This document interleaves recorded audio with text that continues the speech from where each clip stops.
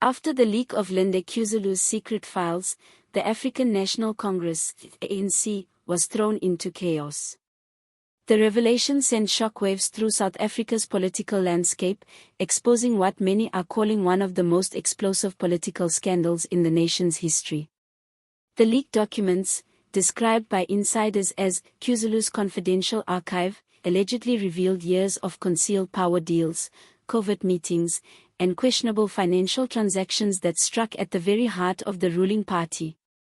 What began as whispers of corruption behind closed doors has now erupted into a full-blown crisis, shaking the ANC's foundation and leaving its members scrambling to contain the fallout.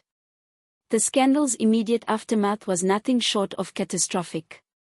Long-standing alliances within the party began to crumble, old loyalties fractured overnight, and rival factions turned on one another in a desperate effort to survive. Senior figures who once stood united now found themselves at odds, each fighting to distance their names from the growing controversy. The political atmosphere inside the ANC became charged with paranoia and mistrust, with everyone wondering who might be implicated next. According to early reports, the files are believed to have come from a private and confidential collection maintained by former Minister Lindiwe Sisulu. These documents, compiled over several years, reportedly chronicled behind-the-scenes political maneuvers that shaped critical government decisions.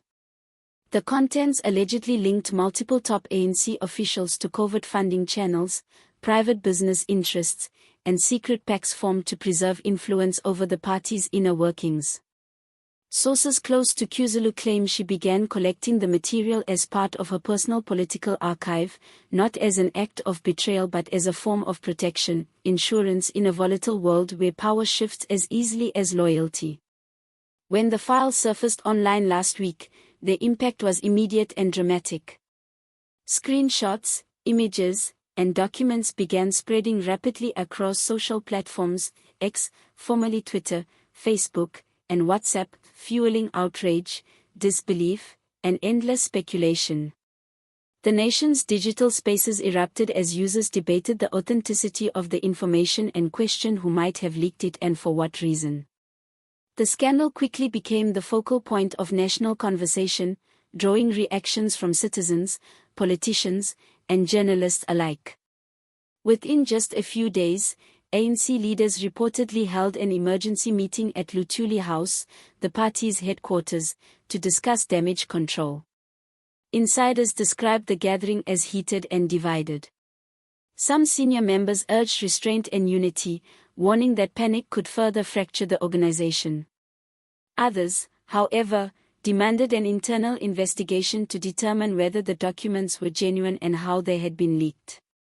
Despite differing opinions, one fact was undeniable: the ANC was in crisis, and the entire nation was watching. Official statements soon followed, though their tone reflected careful calculation rather than clarity. Party spokespersons characterized the leak as a politically motivated smear campaign, insisting that the timing, so close to an election season, was no coincidence.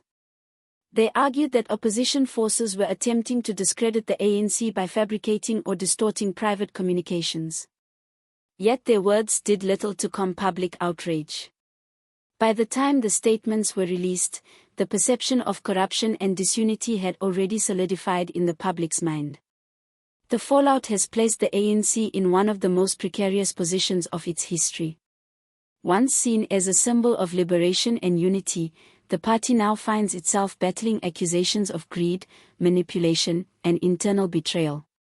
Public confidence in the ruling elite continues to erode, and many citizens view the leak as confirmation of long-suspected corruption. Political analysts have warned that the scandal could reshape South Africa's political landscape for years to come. What we're seeing is a rare moment of reckoning, one Johannesburg-based analyst observed. If these files are authentic, they expose how deeply private money and business interests have penetrated the core of South African politics. The ANC will find it extremely difficult to rebuild its credibility after this. As pressure mounts, Lindiwe Sisulu herself has remained guarded and elusive. In a brief public statement, she denied any involvement in leaking the documents but refused to comment on their authenticity. Her only remark, "Truth has a way of finding its voice," has been widely interpreted as a cryptic hint that she may know more than she admits. That single sentence has fueled speculation that she might be using the scandal as a way to reassert her political influence or to settle old rivalries within the party. Others believe her silence suggests fear of retaliation, as the files could implicate some of the most powerful figures in South African politics. The government's response has been equally intense. Reports indicate that law enforcement and intelligence agencies have been mobilized to determine how the documents were obtained and whether their release compromised national security. Some ANC insiders fear that a deeper investigation might uncover even more sensitive material, potentially involving individuals close to President Cyril Ramaphosa himself. If that happens, the crisis could escalate far beyond internal party politics and threaten the stability of the entire government. Outside the political elite, the reaction from the public has been electric.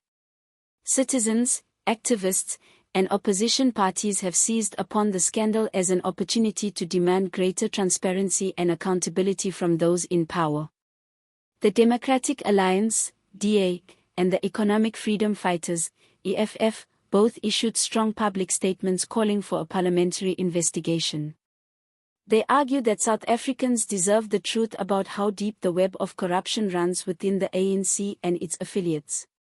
Civil society groups have echoed those demands, organizing demonstrations and online campaigns under hashtags calling for justice and reform. As the controversy deepens, one truth has become undeniable: the leak has ripped open old wounds and exposed the underlying fragility of South Africa's ruling party. For years, the ANC has battled internal divisions and public skepticism, but this latest scandal may be the most damaging yet. Whether the leak was an act of revenge, a deliberate exposure of truth, or an inside operation gone wrong, its consequences are far-reaching and irreversible.